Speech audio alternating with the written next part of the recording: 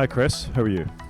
I'm very well. Here we are. What's today? It's Sunday the 11th of January and it's still 2026. We got the year right. Well, I did at least anyway. And yeah, here we are. And it's amazing. Like the year just is cracking on at full pace. Like we've already had a full week. Yeah, how can it be the 11th of January already? It's absolutely crazy. Yeah, agreed on that one. And a little soggy outside here today. Yeah, it has been soggy. At least it's not icy anymore. The temperature went up 7 degrees between yesterday and today, which I thought was quite an increase. 7 degrees. Wow. It's still cold here, but still soggy. And the coming week is going to be soggy all week, which, as you can tell in my voice, I'm really looking forward to. I'd rather the cold than the wet, I think. Yeah, I'm with you. My daughters in Cardiff seem to have much worse weather than both of us in between us. So I think they were saying how awful it was in Cardiff. So maybe we're lucky. It's just a bit damp. Yeah, true. We shouldn't complain. We shouldn't, but we will because we're British. Should we do some follow-up? Let's dive straight into the follow-up. Great. So first story, there's been a lot of political stuff been happening this week, which we're going to talk about more of in the main show. But the United States, however, has been saying that after having taken the president out of Venezuela, that it now quite likes the look of Denmark, or at least President Trump has been saying he quite likes the look of Greenland. And Greenland is a protectorate, or words to that effect, of Denmark. We've talked before about the change in European companies making moves away from big United States companies, and Signal, and this is directly from their blog on January the 8th, have noticed that Signal is being massively downloaded amid rising tensions in Denmark instead of WhatsApp, and I just think that's quite telling. It is quite telling. It's interesting, isn't it? Now, I don't use either platform, as a shock to many. I'm not that surprised by this. I'm surprised they've announced it, especially for just singling out Denmark. I thought it might just be more of a generic. It's huge. Like we've had way more uptick in downloads than what we've had in the previous 6 months. But the world's quite interesting, isn't it now? In that we've gone through the international period where everybody was at peace and largely, and you could travel, and now we seem to be going strangely backwards as over the last 3 or 4 years, we've just seemed to have gone backwards with. I'm not very diplomatic. Just backwards. I'm just going to leave it at that. I think what with various wars, fractions, tensions, taking the president out of a country and then another country going to run it, it's just all been a bit of a strange time. Yeah, I mean, it depends how much of a conspiracy theorist you want to be. I'm going to try not to be. I could ascribe lots of things to that, but I think it's safe to say that there has been some influence on more right-wing politics, not just the United States. We see it across the world. We see it in the UK with the Reform Party. We've seen it. 100%. We've seen it in Germany with, I think it's AFP is the name of the party there. Other right-wing leaders in Latin America. I think it's just a factor of something that's happening. However, threatening a sovereign nation's protectorate. I mean, we didn't respond well when the Falklands was invaded by Argentina. The United Kingdom didn't. The whole task force was sent, and an election was won off the back of that. Margaret Thatcher was not looking great in the polls at that point, and she came roaring back in. So if your numbers don't look good, you invade somewhere. I mean, Trump. Wow. Well, it's a thing, and I think Trump has said that in tweets previously. So this, ignoring the politics of it, it's not surprising that Danes would look at a large American company, Meta, that they primarily do their messaging through, WhatsApp, and think, okay, are there alternatives? I mean, you see these sort of increases, and we're going to talk about X/Twitter later as well, and sort of the impact that has on nations. But you and I both use iMessage as was, Messages as is, and that belongs to a large American company, and we do it on our American-produced phones with software that doesn't really belong to us anymore. And you can understand, fair enough, Danes will be using iPhones and Android phones, but they're making choices where they can. And I just find this stuff really interesting that Europeans are going, hang about, let's think about this. Yeah, no, I'd agree with that. I think it is super interesting, and yeah, I wouldn't want to be living in Greenland right now, would you? It must be horrible. Like, you must be so unsure of what's going on. Yeah, I mean, stories came out earlier about apparently Trump has asked special forces generals to plan the invasion of Denmark and of Greenland, and that's just going to. I mean, we're not a political podcast, but no. It's going to splinter NATO right down the middle, is what it's going to do. Absolutely bonkers, isn't it? Shall we move on? Let's move on. Let's talk about some tech. So, if I can find the right story, that would be helpful. We talked last week about the iPhone Fold as being one of the things that we were anticipating to happen in 2026. There's been a little more sort of news about that. Certainly at CES, Samsung displayed a screen that had no or not as obvious a crease down the middle. I thought that was quite interesting, and it's probably a leak of what to expect in the iPhone Fold. It's quite an unusual shape, this. Unfolded and folded. Folded, the outside screen is about the size of an iPhone mini, so that implies quite a lot of bezel to me on the outside screen. And then unfolded, it's more like an iPad mini. So it's like the two mini devices stuck together. Neither of those sounds like the best of any world. I agree. I mean, there's a mock-up. Well, I presume it's an iPad mini, actually, in the second picture down. It does look like an iPad. On this 9 to 5 Mac article. And the bezels on that look massive. If you're used to seeing any modern iPad Pro, or even any modern Mac, or look at the screen bezels, that is chunky. Yeah, it is. I do. Well, I'm not sure it's going to be called the iPhone Fold, by the way. I reckon Ultra. I think they're going to go Ultra. I also wonder, because this article says the iPhone Fold, they obviously call it Fold, might be more like the iPad than the iPhone. I wonder, though, if they've made the changes they made this year to the iPad, knowing that they're going to have a foldable device come out, and that the iPhone will get like a baby version of iPad. It won't get the one with the menu bars and the red, the traffic light dots for multitasking, because that'd be quite cumbersome on your phone. I can't see them doing it, because otherwise you're massively cannibalizing your iPad, and I can't see them doing that. I think them having put the effort in to do it, I don't see why they wouldn't do it. I'm all right, it's a small screen. Because people won't buy iPads. But does that matter? They're still buying iDevices. That was always Steve Jobs' attitude. Yeah, no, agreed. Maybe, and I guess if the premium is that much more, I think they're going to try and differentiate it, though. That's my view. I think I've got more of a cognitive dissonance with the fact that it's an iPhone on the outside and you unfold it and it's an iPad. What is that? How does that two things come together? I mean, one of the things about Samsung foldables now is if you're running your messaging app and you've got it active and you unfold it, then the messages app is there on the inside of the phone. Yeah, I'd imagine they do something like that. They've got these universal apps, and I don't know. I just can't see it being as full featured as the iPad. I think that's where I'm at. No, I mean early versions, and I haven't seen one running recently of the Samsung foldables and Google Pixel Fold. Certainly would, when you do that, it would take up half of the screen or the whole screen on the inside when you opened it, and then you'd be able to manipulate it in some way to take up the left half or the right half. But having brought windowing into the iPad, surely it's just a checkbox option for somebody who wants that on the tiny little iPad mini, iPhone fold screen. But I wonder whether they will artificially hold it back. Yeah, well, this is Apple we're talking about, isn't it? It's going to be interesting to see how this goes, because it's a weird hybrid OS as well. I know there's not a lot of difference between iPad OS and iPhone OS, but is it iPad OS? No, because it hasn't got cellular stuff. Is it iPhone OS? No, because it's not an iPad. It's going to be weird. I'm super interested to see how they're going to position it. I'm not sure whether I'm going to buy one, but I'm interested to see where they go with it. Fair. Other Apple news. We talked about this, I think it's over a year ago now, that there was signs that Apple was going to move the bank provider for the Apple Card. Still something that's not available in the UK or anywhere else. I was going to mention that. Or anywhere else. Like, it's great you got it in America, but... At this stage, what? I don't know if any Europeans would want it at this stage, frankly. Maybe they've missed the window here. Well, it might also be. So the news is that they're changing provider, that they're going to Chase from, I think it was JP Morgan, where they were banker before. Yeah, they're basically changing the back end of it, aren't they, in essence? I tell a lie, it's Goldman Sachs that was the previous banker. And I wonder if, as Chase is now a more international brand, if this was part of that they couldn't launch it internationally? Maybe, but it's odd, isn't it? It's just very odd. I would want one, even if I just got it so I could get a discount on Apple products. Yeah, I mean... Maybe if I didn't use it day to day, but just for that. I don't know. I mean, again, it's very hard to stay away from politics these days, but our large banking providers are American. MasterCard and Visa are both American providers. A brand as American as Apple will also be tied to an American bank. It's going to be very hard for any country to push back against MasterCard and Visa. So, I think in America it works.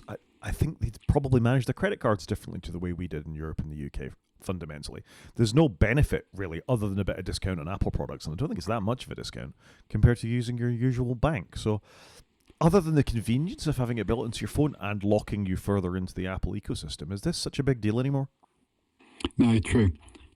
No, you're right. I'm curious to know whether this change will bring any international growth. I mean, if Apple want to shore up their services, sure, this is a good way of bringing extra service revenue.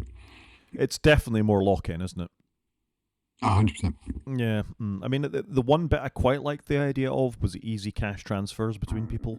So you'd have a positive, if you had a debit card on there rather than a credit card, you could send me money. Americans have had Venmo for a while, and it is much easier than it used to be. Banks like Monzo and all of them have made it easier for moving cash between people. But that quick, just send me 30 quid would be easier if it was sort of a function built into your phone and your phone had a wallet of that sort on it. But I don't know, I guess they've got the reasons.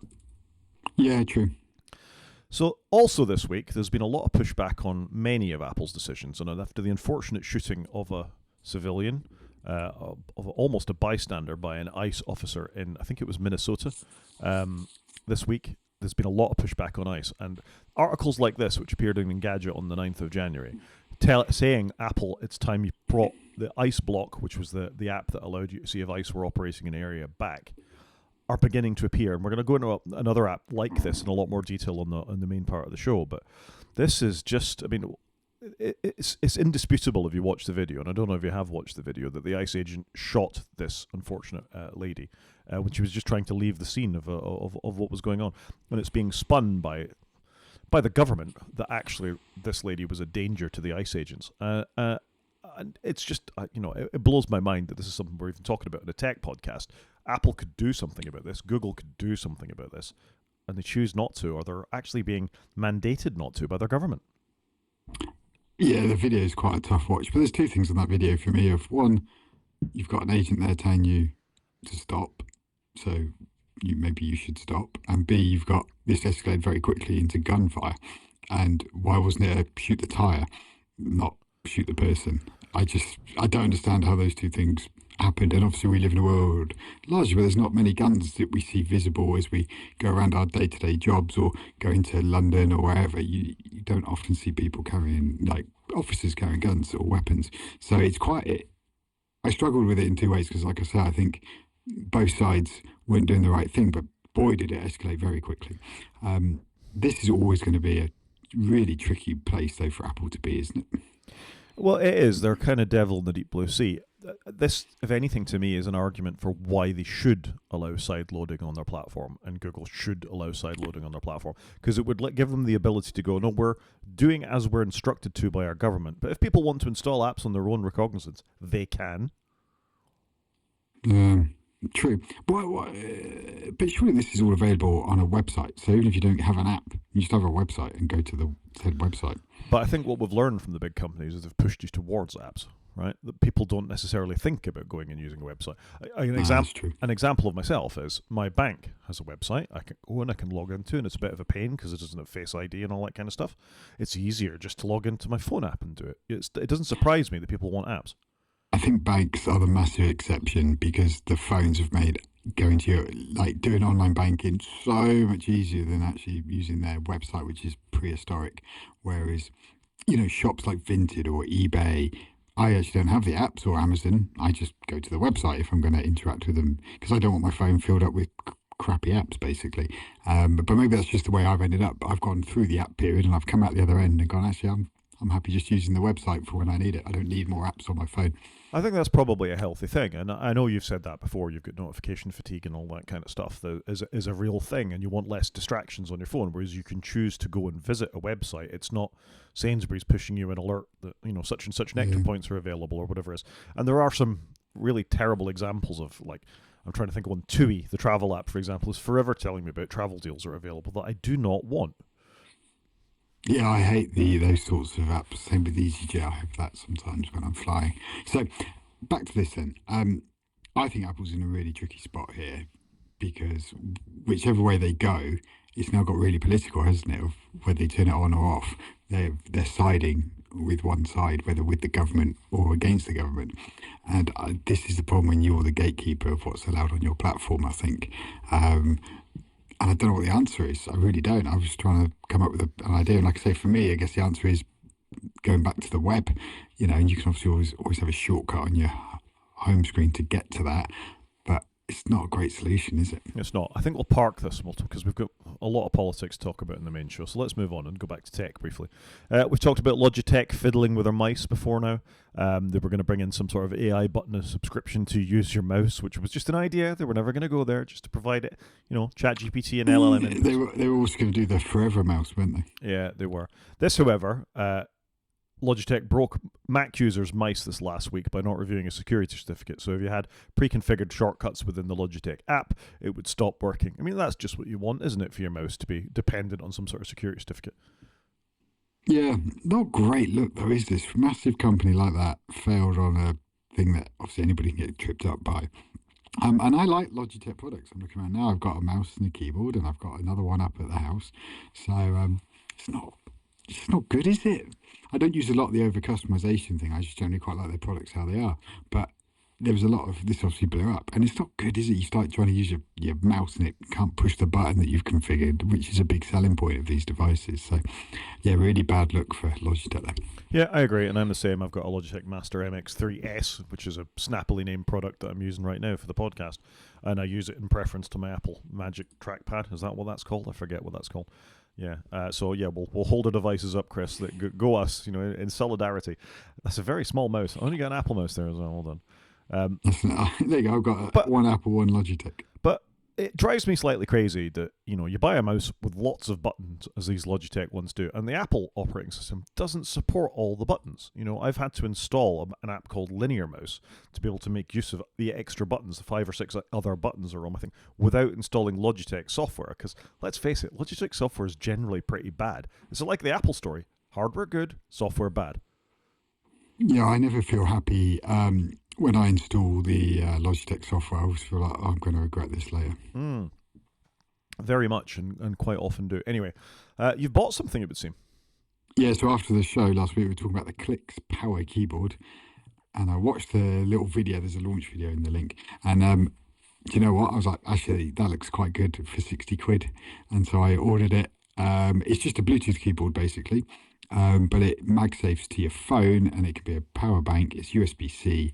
It's got a great little keyboard, but you can obviously Bluetooth it to other devices. And it's a bit weird when you see him in the video using it with his iPad or Vision Pro, because it's like, why have you got such a diddy little keyboard?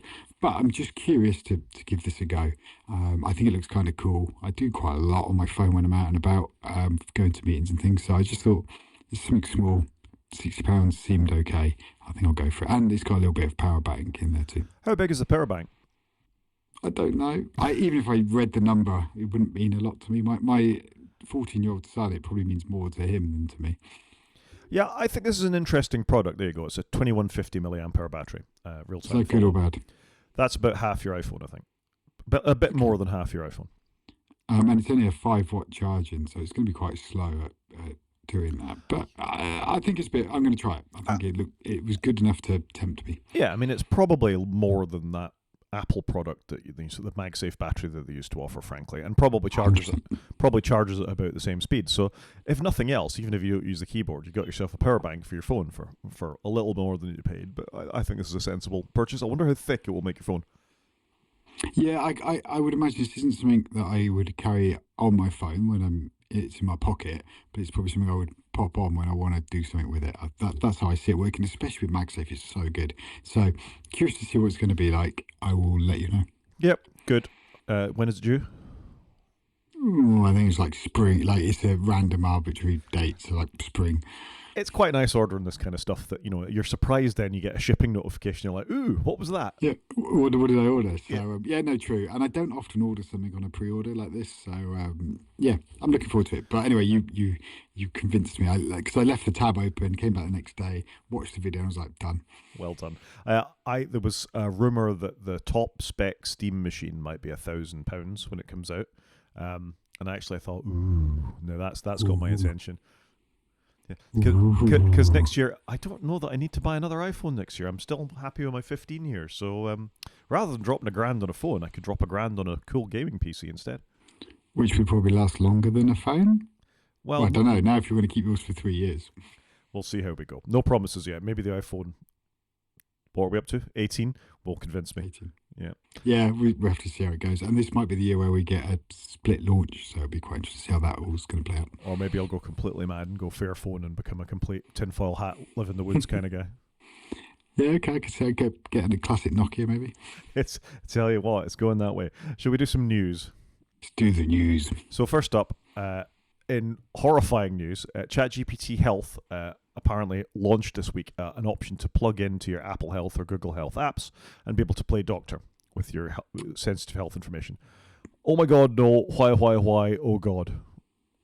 I can see people going for this. People love ChatGPT. I see it with my own family, see it with friends. People love it. I can see people going, yeah, why? I love ChatGPT. It answers all my questions. If it's right or wrong is another question. But I can see people going for this. I agree with you, by the way. I'm like, I'm not so sure on that. But I can see people going for this in a big way. I find the whole concept horrifying. It's not that long ago we were talking about Google advising you to eat concrete or put stones in your pizza or jump off bridges. Plastic, no, glue, wasn't it? It was glue.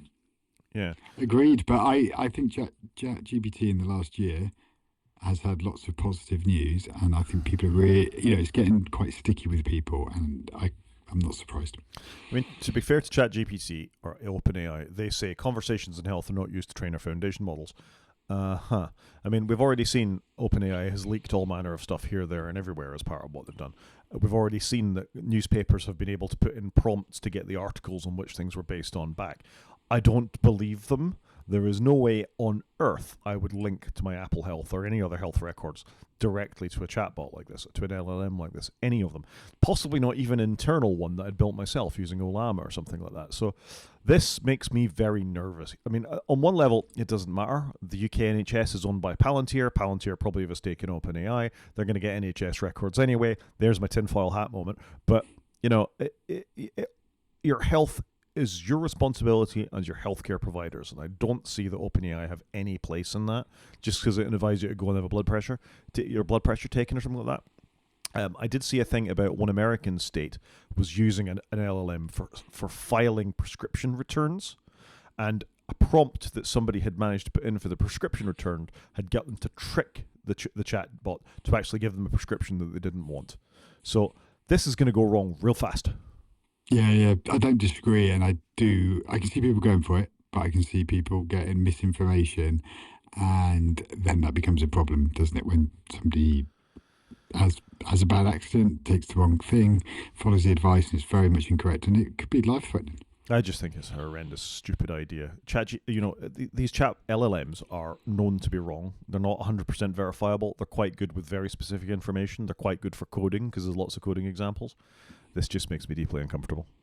Yeah, no, I can understand it. Like I say, I think I'm with you, but I can see people wanting to use it more and more. I guess people have been putting all their data into Facebook for a very long time now, and they're used to it. The big companies have trained people to be accepting of this. Yeah, I don't think many people really see that their data is what they're paying with. They're just quite happy to give it away. Horrifying. I mean, I need to get. Yeah, this has spurred me on. I need to get all the rest of my stuff out of Gmail, don't I? I need to finish off my transition, which I've put off and off and off. Anyway, it's hard. Leaving somewhere is hard. It is hard. In more interesting health news, apparently, a company called IXI have come up with auto-focusing lenses on glasses. So if you're older gentleman or lady like myself, where you've got varifocals that you have to wear at work, although I'm not on them here in the house at the moment. You've got two levels, basically, or a gradation of your vision as you look up for far away or look down to have a closer view of things with your failing eyesight as you become increasingly decrepit. These are for long-sighted individuals where they'll have an autofocus element built into the lenses, and rather than have that varifocal shift, you've got long-sightedness built in. And I just think this is really cool. This is a useful application of technology. Yeah, no, I'd agree with you. Whilst not something I would benefit from right now, I can really see the appeal of this as I get older. Whilst I am wearing glasses, I literally use them for computer work, but I can really see the appeal of this. Yeah, I think this is cool. And that sort of technology that's been going into things like the Apple Vision Pro and others where you've got focusing distances and all the rest of it. Basically, this is going to watch how your eyes focus and respond to it by changing the focal length of the glasses. And if it does long-sightedness, then the rest of it is coming. So I think this is really cool. Yeah, agreed. Something else I think is really cool. once I accept their ability to just look at everything on my computer through advertising. Thank you, T3, for that. Is IKEA's $10 Bluetooth speaker. So I've seen this. This came up. This is a product that was announced at CES. You can already go to the IKEA website and find this, actually. It's $10. It's £5 in the UK.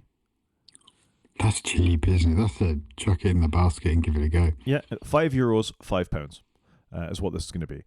Apparently, it lacks bass, but you can have a Bluetooth speaker for £5. And that in itself is amazing because not all phone speakers are great. However, the sort of party trick of this thing is you can pair up to 100 of them and put them around your house. Wow, that could be quite cool. You could have them all over a room. It must be a pain in the butt to turn them off and charge them, but could be quite cool. Oh, they charge with USB-C. They don't come with a cable in the box. They come in this sort of funky green colour and a pink colour. And I just think this is phenomenal. Well done, IKEA. This is exactly the kind of thing people want. If you want a stereo Bluetooth setup, £10 and you've got it. To be fair to IKEA, some of their home stuff is actually pretty good. I've got the blinds here in my shed. They've been amazing up until I swapped out my network, and now I can't get them to appear in that app. They come and go kind of thing. So up until that point, they've been so good. But I do actually rate their stuff. I think it's really reliable. It's really well done, and it's normally a fair price. I think that'll be a VLAN thing. You'll need to let something through your VLAN to get that to work. It works, and then the next day I come to use it, it doesn't work again, and I don't know why. It's just very bizarre. Anyway, I like IKEA. There is a link to this other donut lamp, which is a Matter lamp as well, that I also think is quite cheap of memory serve. I think it was less than £20 for a colour-changing lamp that you can control with Matter as well.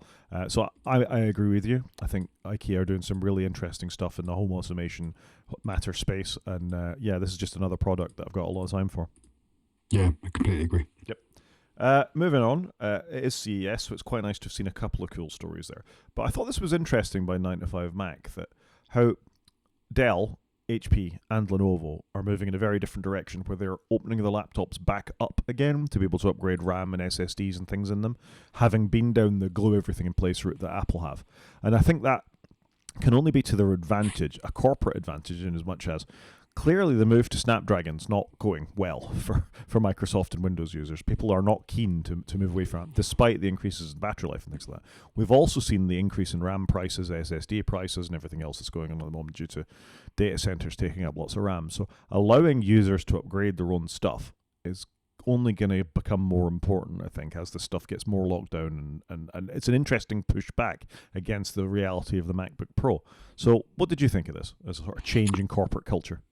I think it's good. And then I thought a bit more about it. I think actually, a lot of these companies sell to corporate companies, and they probably want that. They want to be able to pop more RAM in, pop different hard drives in. So it's probably also, it's the right thing, upgradability, 100%. And I think it's really good. I'm there on board, because I would love to do it. I'd love to put a terabyte in my Mac Mini. Even if I had to buy the Apple drive, I'd love to have the option to do an upgrade to it, and I think Apple should go back that way. Well, you can. I think we featured it on the show that you can take it apart and you can put in another SSD and save yourself about £700. Yeah, but it's not overly supported and not guaranteed, is it, to work?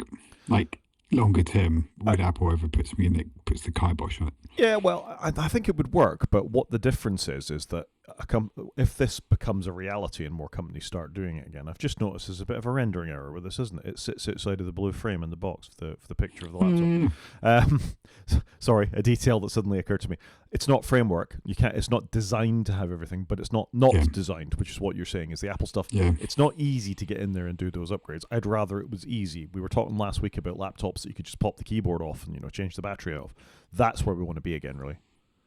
But Apple equally, they should give you a service. Like, I love my laptop. I don't really want to change it, but it's a bit slow. Can I come and give you some money at an inflated cost, and you do an upgrade for me? But Apple don't even provide that. Surely that's better for the environment if they gave that as an option. But I think what we're seeing with Apple is all these high and mighty ideals around their security and their environmental credentials and their loyalty to their customers and their security of their app stores aren't what they're all cracked up to be. No, they're not necessarily preaching what they so in what they preach. I can't remember well, the way they're around it is. selling something, but it's not what they're telling us. So just Yeah. before we move off this, I thought it was interesting that Dell have brought back the XPS brand this year. They let it go last year at CS, and it's back. Why did you let it go? Such a good brand. Lots of brand cachet there. Well, it's back, but also it's more expensive, so it's a direct impact on the RAM prices. The base model Dell XPS is now $2,000. Wow. Okay. Yeah. That's quite chunky, isn't it? That's quite a lot. And I know you love a big screen, Chris, so I thought I'd let you tell the good people about this particular behemoth from Dell. So Dell, I'm not a curved screen person, but Dell have unveiled a massive 52-inch 6K ultra-wide curved monitor. Wow. So I was thinking about this. 52 inches, that is huge. That's like family TV. Obviously, it's wide and skinny, not very tall. But I'm not sure about this because it's too wide for something I would want. I'm not, like I say, I don't think I'm there on curved screens yet. Like a flat screen, I like it right in front of me. I've got 27-inch now, but I think 6K spread over 52 inches is too big a space to spread that resolution. It's got a lower dots per inch. Is it PPI? I'm trying to think what it's called. If you scroll down a bit, Pixels the per numbers- inch. Pixels per inch. pixels per inch, and so it's 129, which is okay. But for me, I think the ultimate is 6K should be on a 32-inch screen. I think that's the right density so that you get a really sharp image. 5K seems to work great on a 27-inch tick. 4K probably maximum 27-inch. Like I've seen some 4Ks on 32, and I just don't think I'd enjoy that. I think it would look too chunky for me. I don't think it would look very good. Yeah, probably. However, Like for me, just using a desktop, not playing games. yeah. But I mean, this isn't designed for your average desktop. This is designed for, they say themselves, stock traders and people like that. So you've got a lot of information on the screen. You want it big enough to be able to see at, relatively close distance without being too far away. I think it's interesting. The specifications of this really, to me, throw up issues with the way Apple price their things. And again, that's not a surprise. Apple deliberately make their things more expensive. It's 120 hertz. What's the refresh rate in your studio display, Chris? 60. 60. It's got I've lost track of it. It supports input from 4 PCs. That's pretty that's good. That's good. It delivers 140 watts of power over Thunderbolt 4. That is the specs on paper amazing, and I've been looking into monitors, and they've all got way more than what my studio display has. But I do love my studio display. I can't explain why. You can. It's because I've got a logo on the front side of it. There's no logo on the front, so even when I look at it, it could be anything. It's unbranded at the front. It hasn't even got a little one on the bezel, but it looks nice. I've got it hardwired into my Mac Mini, and I use it all the time. Do I wish it had other inputs? Yes. Am I looking at one so I can have other inputs? Yes.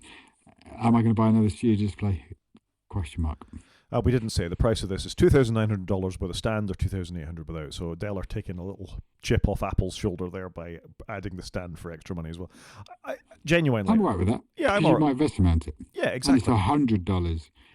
That's not too bad. And it's a 52-inch screen. I mean, you kind of want to stand it on something, don't you? Yeah, so I'm comfortable with that, and I think it's good spec. Like I say, I'm looking for a 32 at 6K.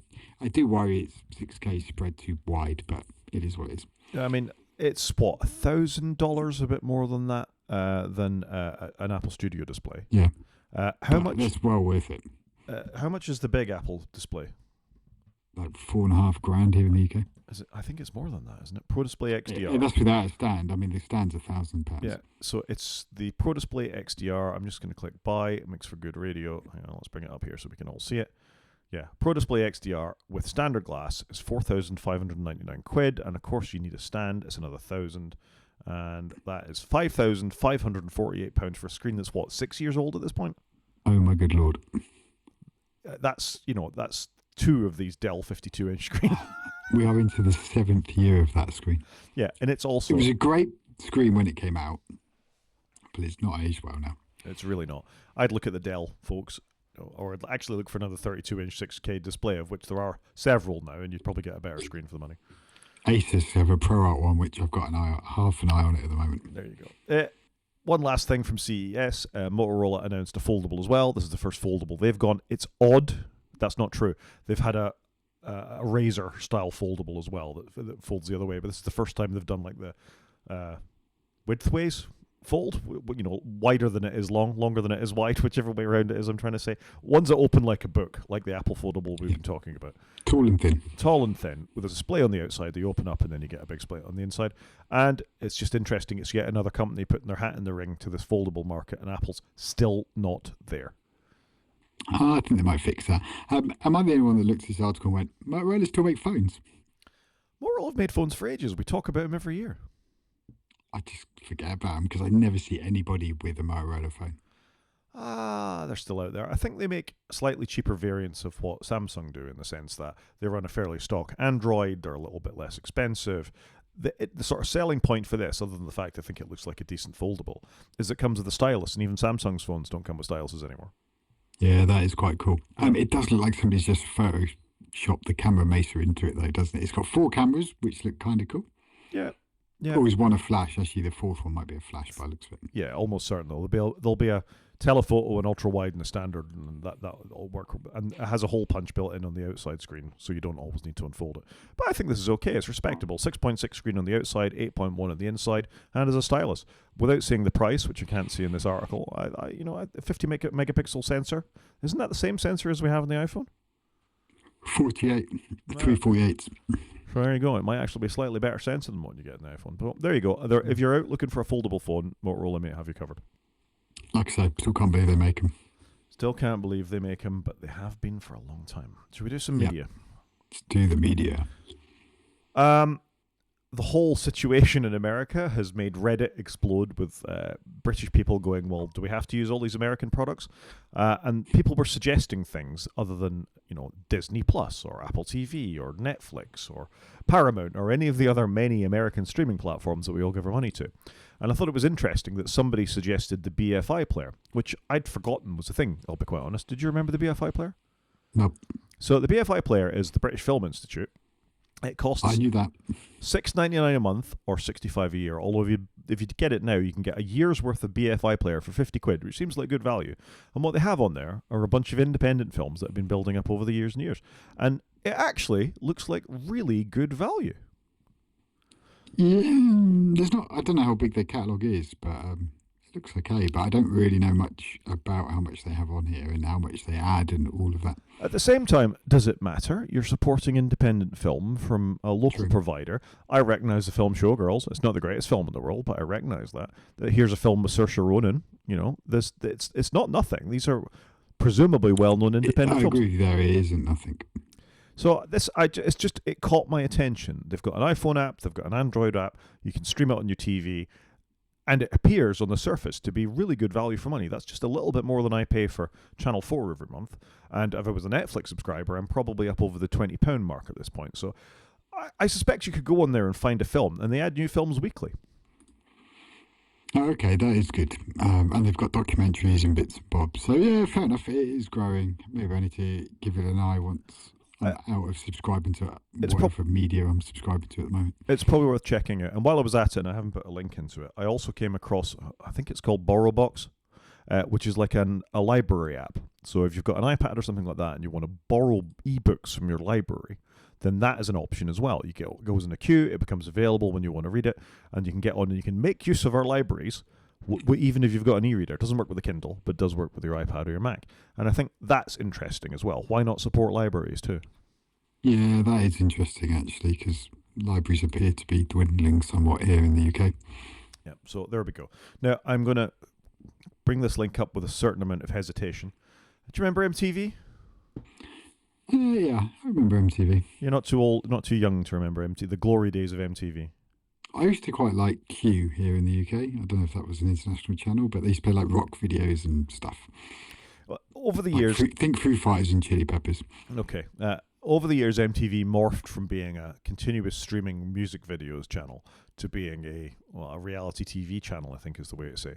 And the videos persisted on MTV2, and then it's stuff like the Kardashians and things like that, I want to say. Probably not, because I think they're on Disney, but that kind of style of TV, reality TV, and stopped playing music videos. I loved the music videos in MTV. Growing up, when I was early 90s, late 80s, we had MTV in the house, and it was always on, and I discovered all manner of music with it. I saw some really cool music videos, and anyway, it went away. Anyway, this crazy guy has put together MTV Rewind, into which you can Seven, six, into five, which, 4. and sorry, you will hear that on the podcast. You can just pick an MTV streaming channel and set it going and leave it on in the background streaming away as MTV used to be. You can pick the noughties, you can pick the late 80s. I think they've even got some videos from the 70s on there. MTV launched in the late 70s, I think, with Buggles' Video Killed the Radio Star. So you can go back and you can watch, they even got an unplugged channel with all the unplugged MTV recordings over the years. I just think this is phenomenal, and I just wanted to highlight it. Yeah, no, that is cool. We were watching some old classic music TV yesterday with 3 generations of my family, my parents and my son. And my son was quite enjoying some of the old black and white videos. He quite likes his music. And so, yeah, this looks kind of cool. I think we have to give this a go. Check it out. I was really impressed with it anyway. As I'm looking through the media in our show notes, Chris, I'm noticing you haven't put anything in, so I'm suspecting you haven't done much in the way of consuming content this week. I have no idea where the week's gone. Like, we roll around to another week. I have watched the first 2 episodes of the Night Manager Series 2, which you reviewed last week and said it was okay. I actually quite enjoyed it, but I think it's because I watched the Night Manager the previous series a couple of times, and I quite like the way they tied the story back, but I don't think I enjoyed it as much. You know, it was a second-rate TV show, not set on the book, but I didn't mind it, so I'm quite looking forward to finishing that off. I should probably have gone back and watched some sort of synopsis of the first season again, because they're talking about this person and that person. I'm like, who the hell is that? Whereas I remember that because I think I've watched it enough that it's made more of a dent in my memory. So I quite like the way they had tied it together. I thought it was quite good. But I can't imagine you're the only person that's watched series 2 and was like, I can't remember half the characters from season 1. Yeah, I mean, they tried to do a sort of catch up at the start of it, but it was insufficient, I feel, for what they started talking about. I often find those catch-ups aren't good enough because you just forget, don't you? Yeah, you do. I've been doing some rewatches, however. I rewatched Reacher Season 1 on Amazon Prime. What a great show that is. So true. It's good. Yeah. And I've never looked at this Rotten Tomatoes before, but 96% from the critics, 80% from the audience. It's pretty good. It's a good show. Have you watched Reacher? No, I haven't. I've seen the Tom Cruise films, and I haven't read the books, whereas I kind of want to go read the books, because I like reading my books, so that might be something on my list. That surprises me. It's such dad fiction as well, the Reacher books. Yeah, no, I met with a supplier at work, and he was listening to one of the Reacher books, and he was like, these are amazing, I've read them all, and I was like, actually, that's something I should possibly do. So it's on the long list, but I've got quite a backlog from last year at the moment. Yeah, I think that's fair. I will say, and I probably said it when I reviewed this the first time, that it's so gratifying. It's really well done. Amazon have done a good job with it. Alan Ritchson, who plays Reacher, is far closer to the Reacher I have in my head. He's probably a bit too muscly, really, but other than that, he's far closer to the Reacher you have in your head than Tom Cruise, who's like 5 foot nothing. Yeah, that was the big feedback, wasn't it? Yeah. Like, Tom Cruise was just the wrong stature for the film. But more than that, I mean, Tom Cruise is a great actor. I've enjoyed him in many things. Alan Ritchson is pretty much perfection as Reacher, and they've done it really well. The supporting cast is really good too. It's only 6 episodes. They're only an hour long. You know, I think it's worth investing a little bit of your time in it. Yeah, that in my world is doable. Yeah, good. Oh, something in my I've appealed to you. At the same time, I've gone back and I started watching Modern Family again. This is because of my children, who, when they came around at Christmas time, said, well, we've got to watch one of the Christmas episodes of Modern Family. And I'd forgotten quite how funny that show was, so I'm on episode 4 of the first season, and it's just terrifically well-written comedy. It's only about 24 minutes long. Really impressive. Again, a great cast. Particularly stand out to me is Ed O'Neill, who plays sort of the grandfather/new father character within it. Who, if you remember, Married with Children back in the day, he played the dad in that, and it's like it's growing up with American culture, Chris. For me, it was an American show that was always sort of thereabouts in the background, and he's moved from being the father character to being the grandfather character. Another thing, it's just really well done, very acutely observed comedy that I very much enjoy. Cool, fair enough. I was actually watching The Big Bang a little bit this week because I love The Big Bang, and they had it for sale for 40 quid for the entire lot, so I did insta purchase that. Well, this is on Disney, so I just streamed it. Yeah, fair enough. Yeah, so why would I pay for it? And then last but not least, last night I continued my Bond odyssey. I've got up to a slightly more modern era and yet another new Bond, so Pierce Brosnan has just taken over in GoldenEye. 2 hours and 10 minutes of 90s cheese that I thoroughly enjoyed. Do you know what? The GoldenEye film, I really like the film. I remember going to watch it. My dad used to work for Dolby here in the UK, and we went to their private theatre to go watch it, and it was fantastic. So yeah, I really enjoyed that film. I think it stands up now. It was good. It wasn't. It was just a good Bond. Pierce Brosnan was okay. You know, I enjoyed it, and that amazing abseil at the start, didn't it? Which was a great opening, just really quiet opening as the guys running along the top of the dam. Fantastic film. Really enjoyed it. Yeah, good film. It's not aged as badly as some of the other ones. It's certainly, I think the transition away from being a horrible sexist idiot happened with Timothy Dalton more than Brosnan. So he's a lot less, and I use the word with caution, rapey than the Sean Connery or Roger Moore Bonds were, which is no reflection on at least one of the actors, just how they were written at that point. Brosnan's a solid Bond. Unfortunately, it's all downhill from here until Craig comes along, I seem to remember. There are some bits I like in the next one. So the next film you're going to watch is Tomorrow Never Dies, and they have a Nokia phone and a BMW 7 Series, and you can drive the BMW with your phone, which I remember that came out, and I thought that was awesome at the time. And then I agree with you. I think that is like a little bit of Tomorrow Never Dies is okay, and then the rest of it is completely downhill. So good about this, it led to one of the best computer games of all time, which was the N64 GoldenEye computer game, which was phenomenal. Yeah, I've never played it. Oh my god! And then Sean Bean is the bad guy in this, and Sean Bean is fantastic. Yeah, I do like Sean Bean. He's good. What did age badly for me in GoldenEye though is you can see where they use miniature models for some of the special effects. I think that's fine in some cases. Models are better than all of the CGI at this point looked pretty dreadful. So, although true, I think that's probably aged better. I did find the egregious insertion of the BMW Z3 driving along for 15 seconds, clearly because BMW had paid for it rather than Aston Martin, was a bit much. Yeah, I kind of get that. I didn't mind it. I quite like the Z3. Yeah, but it was literally 15 seconds it was in it. I mean, there's a And it was going to DB5. have some Stinger missiles or something, and it had nothing that we saw.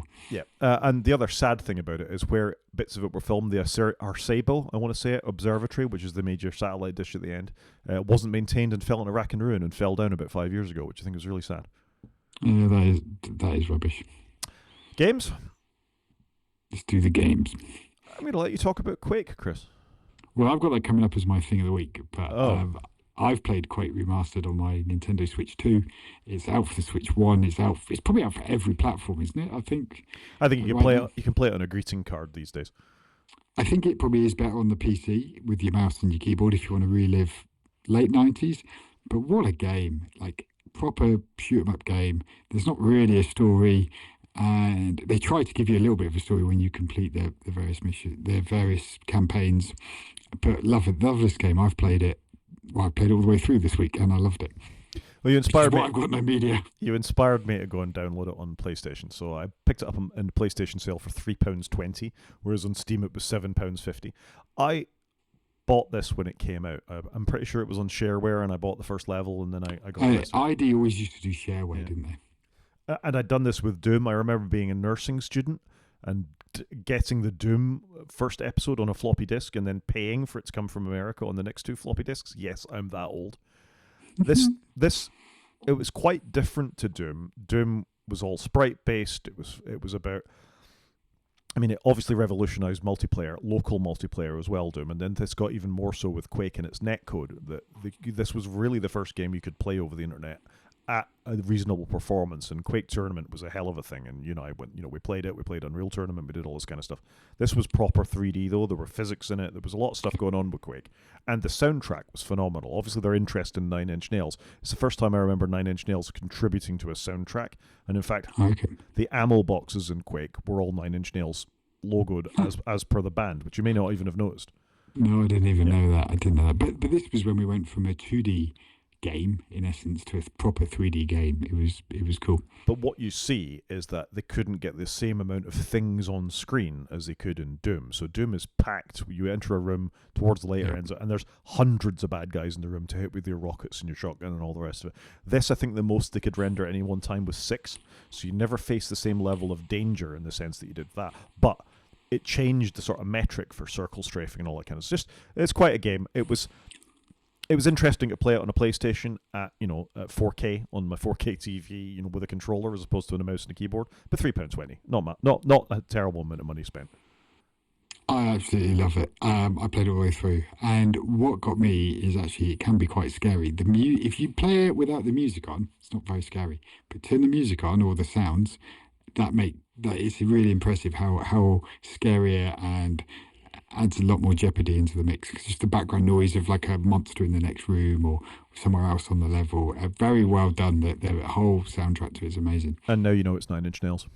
And now I know it's been a learning day, so it's good. See, But I see what you mean about the monsters. But in some ways, they did quite a good job of bring them out one after another, especially in some of the later levels. And whereas you didn't get room packed with them, they did it in a good way. I think they used that limitation to come at it from a different angle, and I thought they did a quite good job. Yeah, I don't think it's consistent as Doom. Doom, they have that sci-fi sort of horror setting that they sort of lean into quite well, and that it tells a more consistent story. Whereas Yeah. Quake is a bit muddled. There's a bit of sci-fi. There's a bit of medieval. There's a bit of sort of Yeah, Cthulhu or Lovecraftian stuff. it's a bit weird they didn't do a couple of medieval campaigns and a couple of semi-modern campaigns, whereas it's a bit mixed. I do agree with you there.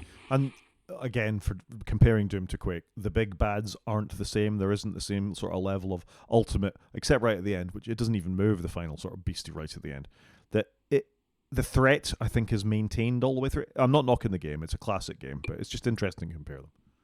Yeah, no, I'd agree. But I did enjoy it, and I loved it when it came out. So yeah, I had a Fair. good time. One to keep an eye on for the future for me, or if should it appear on sale. You know I love me a bit of XCOM. This has come out this week. It's called USC Counterforce. It's a mix of Aliens and XCOM, so actually sort of xenomorphs rather than what you've got in the XCOM game. So I'm not going to go into any length. It's just something I'm going to keep an eye on. I've added to my Steam queue, and I'll pick it up if it goes on sale. Totally uninteresting. This looks like a very Rod game. It's a very Rod game, and that's why I've put it on the list. However, because I'm a nice guy, Chris, I thought I'd throw you some StarCraft bones. I do like a bit of StarCraft. I did play a bit of the remaster this year of StarCraft 1. I do like a remaster, it transpires. I haven't gone back and played StarCraft 2 in a long time, and I did really enjoy that, and that is the graphic from StarCraft 2. So Blizzard apparently are going to release a StarCraft-based shooter, and they've tried to do this 2 or 3 times, and it's been canned at various points. So it's going to be interesting to see whether this actually comes out. But apparently it's going to get launched this year or announced this year. So interesting to see if that is the case. But I think this is quite a cool world, the StarCraft world. They haven't overexploited it, so I'm curious to see what they do here. I think this sort of tells a story more how gaming is changing than anything else. That I think your traditional real-time strategy game is becoming more niche. It's not a mainstream platform anymore. Shooters are very mainstream, and so maybe they'll have more success with it this time. Yeah, maybe. I do like my real-time strategy though. That was always my de facto game. That and a shooter, maybe, and a bit of car racing. They're kind of the 3 games I enjoy. Not too much strategy though. Not too much strategy. I don't like it on some of the modern games where they're just so complicated. I quite like a simple RTS because I just haven't got the brain space for it. I think that's fair. Should we do main show? Just do the show. This could be a struggle for us, I think, Chris. Yeah, agreed. It's going to get political, but at the same time, it's very much a tech story that's in the press. It's hard not to become political in this one. So first up, it became fairly obvious early in the week that there was something going on between Grok and X, the platform, and its portrayal of women in the media. So for a long time, you could use Grok and ask it to put people in bikinis. Is basically the long and the short of it. You're not meant to, according to the terms of service, make it sexually explicit, but you could upload a picture of anyone to the Grok platform and say, put this person in a bikini, put them in a micro bikini, make it smaller, do this, bend them over in a sexualized position, do all sorts of stuff within that. And there seemed to be no age limit on this either, so people were doing it with children too. I'm not saying anything controversial by saying that. This is for our first story here is from BBC News about a lady who felt she was being dehumanized and reduced to a sexual stereotype after the Grok platform was asked to digitally remove her program. So this was earlier in the week. I think it was the 2nd of January. And this didn't feel terribly fair that you have a notification app, effectively, easily accessible by anybody, even free users of the platform, to carry this out to women. Yeah, it's awful, isn't it? And like you say, there's no age verification on the user or on the image being used. It was just all awful. Like there was no good in any of this, was there? It was just all bad. It was all bad. And the sort of response to this, be it featured by the BBC, I think it came up at Prime Minister's Questions. Certainly, Keir Starmer here in the UK responded to it, as did a number of politicians around the world. And it's interesting taking the UK side of this, that presumably this has been happening to American politicians such as AOC and others who are in the limelight in America, and they would have been declothed using this application and sent them as well. Yeah, just I just don't understand why this thing exists. Like, why is it? Yeah, why does this exist? Why is it? Why was this not stopped before it was released? I just don't understand. So the long and the short of it is that from a UK point of view, women are not consenting to this, and it had become a talking point in the UK media. Yep. This week, later in the week, and in fact this is from today's Guardian, or certainly yesterday's Guardian, that then violence became part of this as well. So blood was being added to things, forced smiles, put her in a bikini trend evolved from beyond this. And women were being abused and somebody who posted on one of these things on X/Twitter, here's an example of what's been done to me, received abuse from various, presumably bots as well as real people on Twitter. This is just the way she'd expect to be treated because she's on the internet. Wow, it's awful, isn't it? It's horrifying. And Musk originally, when this came out on January the 1st, that this was being a thing, put himself in a bikini to show, haha, isn't it funny? That this is the kind of thing that can be done. And no, Elon, it's not funny. And the fact that you've done this to yourself shows sort of some of the repercussions of your platform. Yeah, just I don't really understand it. Sometimes you made a mistake, you just need to put your hand up and go, didn't get this quite right. So, I mean, this is a thing, that this is unacceptable, that people believe what they see these days, and they're happy to jump on board. And we've talked about the impact these kinds of things have on children, never mind trolls and all the rest of it, that you've got the ability to easily, without people's consent and more or less with the blessing of the platform owner, to do this kind of thing to all people, to women, to men, to children. And that's where we're going with this next, is that here you are, use your first name, I'm covered in baby oil, make the bikini smaller, make it more sexualized, make bits of my genitalia show, all this kind of stuff. It's really quite vile. Yeah. I just don't understand. I just really don't understand why this became a thing, like how it even launched. I just don't understand why is it not filters put in. And it goes to show, isn't it, what can just be relaunched these days without any approvals. It just goes live and people start using it and they do bad stuff with it. It does. And then we've actually got a more official response. So it's actually posted on the gov.uk website about the Technology Secretary's statement on the Grok image editing tool. So Liz Kendall, who's the Technology Secretary, has called for swift action and reported them to the regulator in the UK. That's Ofcom.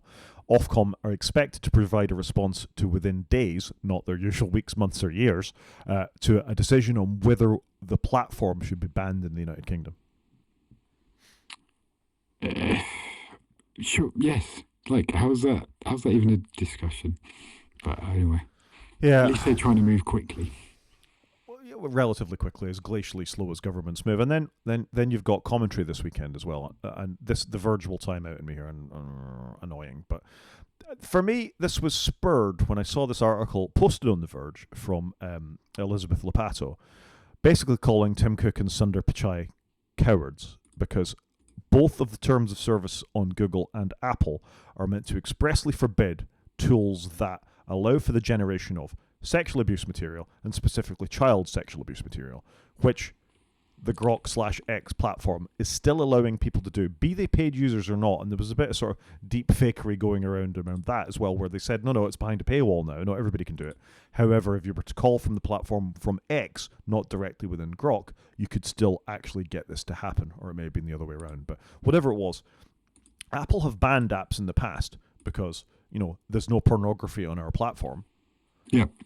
Which is one of the things that they've brought up in their marketplace apps, that it's not a thing they allowed. However, this has been going on for over a week at this point, if we think of the tweets from January the 1st up to January the 9th, and Apple and Google are still allowing this to happen.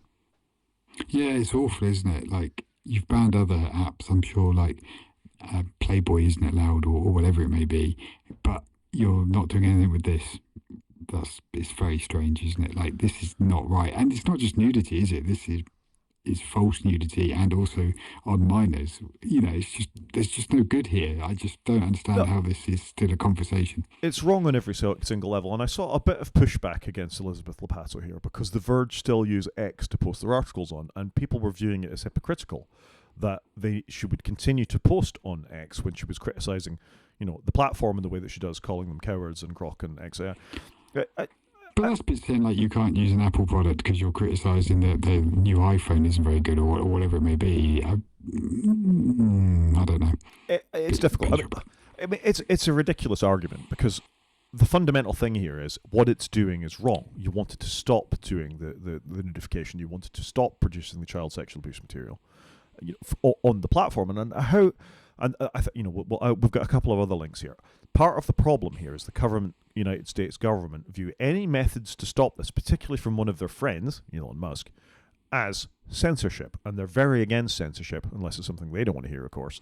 But I kind of feel Google and Apple are between the devil and the deep blue sea. That if they take this off in the same way that Disney took Jimmy Kimmel off air after sort of criticism of the Trump government, then who are they responsible to? Are they responsible to the government? Are they responsible to their shareholders? Are they responsible to us as the customers?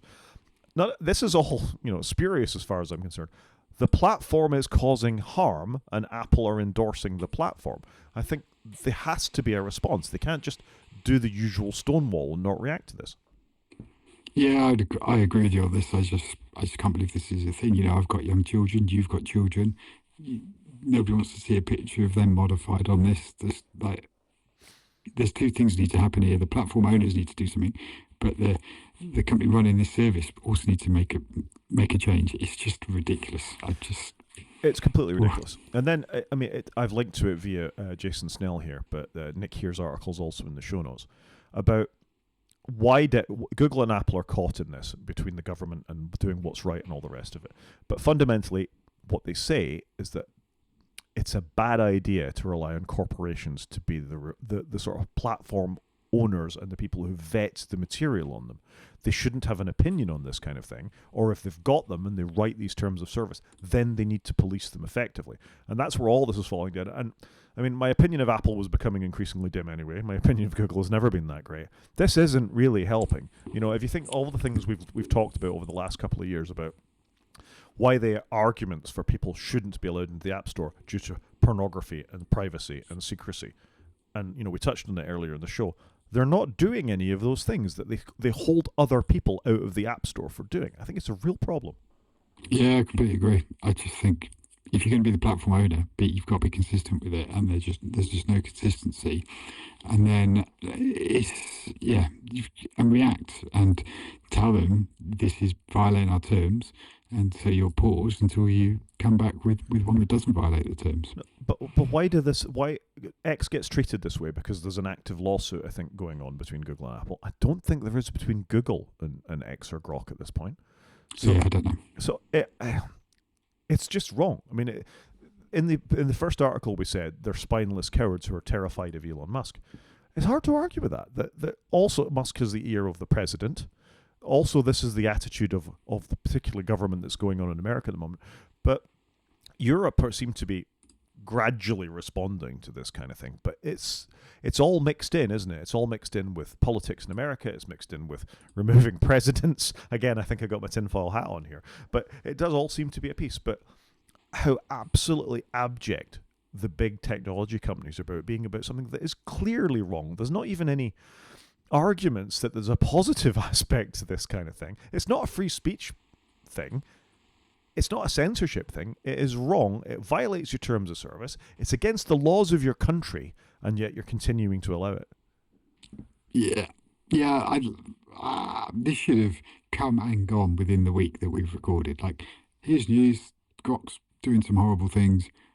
Here's the follow-up within the week. It's dead and gone. It's been, they've taken it down. The app's not published anymore. But none of that's happened. It's absolutely crazy. Yeah. And as the time of writing, as Jason Self says, X is still the number 1 app on the App Store for news, and Grok is the number 3 free app. Wrong. How? I don't understand. All right, if you've got some issue with taking it off the platform, at least remove them from your charts so people can stop doing this. Apparently, in the Guardian article that we've referenced in the show notes, there are 6,000 child and sexual abuse material images being produced every hour on Grok. 6,000. That's awful. I'm sorry. That's not a good stat. That is disgusting. It's hard to sort of elucidate just how dreadful this whole thing is. I mean, it's bad enough that this notification technology was enabled in the first place. Women suffer from this kind of thing continuously. Children in school suffer from this kind of thing continuously. None of this is making it any better. And if you take this back to the American government, they're meant to be deeply Christian, deeply believe in all the moral and correct choices that are made. However, they're implicitly, explicitly allowing this kind of thing to continue. It's just wrong. I concur. I completely concur. I think you and I are too far aligned on this one, but I just don't understand how this is a talking point when it should, like I say, should have just come and gone within the week. It should have been a storm in the teacup and gone, but it's not. It's carried on for too long. And last but not least, it's just nice to get another sort of perspective on this. So this is an Irish article. It's not a British article or an American one. I don't know who the particular blogger is, but basically they go through the fact that X is a company that's registered in Ireland. Therefore, explicitly, the Irish government are sort of allowing this to happen on Irish soil because it's an Irish registered company. Very little has been done, but it goes through pointing out bits of Irish law that directly apply to what happens to people producing pornographic or child and sexual abuse material within the Republic of Ireland. And the law is very clear in Ireland about what happens if people do it. On summary of conviction to a fine not exceeding £1,500, presumably euros, to an imprisonment or a term not exceeding 12 months, even if you're the chief executive of the company, and the Garda in Ireland should be enforcing this. Wow, so why aren't they? There's the question. I mean, why have not all Irish people Irish members of government immediately not come off X? And actually, they point out in the article that the under-minister that found this and started investigating it did immediately delete their Twitter account on finding this. So there are some people who put their money where their mouth is, but it is interesting to see how internationally this is being received and not just in our usual sort of US-UK bubble. Yeah, it's really odd, isn't it? But how many countries and companies are getting involved in this and have taken zero action? That's what I don't understand. No. I mean, not to say we told you so, but we left Twitter a long time ago, Chris. We did, and I'm not sure I'm going to ever go back. It's just a toxic cesspool, but and becoming even worse. So it'll be interesting to see how this plays out next week. I think it's worth discussing it because it is a major story that's happening in tech right now. But it blows my mind, as you've said a couple of times, that we're still talking about it. This was discovered, Grok stopped it, X clamped down on it, we moved on. Yeah. Well, yeah, it should have been stopped at source, let alone carried on being proliferated to various platforms through apps. And even if it got that far, they should have stepped in and stopped it. That's what they're here to do, is as they keep telling us, the App Store's here to protect us. It's not doing a very good job of that, is it? No, it should never have been allowed to happen, let's be clear. You shouldn't make an app that's accessible by everybody on the internet that can produce this kind of material for women. End. But that's kind of my point, though, isn't it? There's that problem that you can release anything you want into the world. That was partly the joy of the internet and also the curse of the internet, and you don't need to get any approvals or sign off. And this is where it's not been used in a good way. Yeah, but the platform owner or the government should regulate it and do something. I mean, you and I have always said we're on the side of educating children not to produce this kind of material. However, this genie is very much out of the ball. Yeah, that is true. Let's talk. Very much out of the bottle. So that's not the most cheerful story we've ever talked about. Should we do an app of the week? Do the app of the week.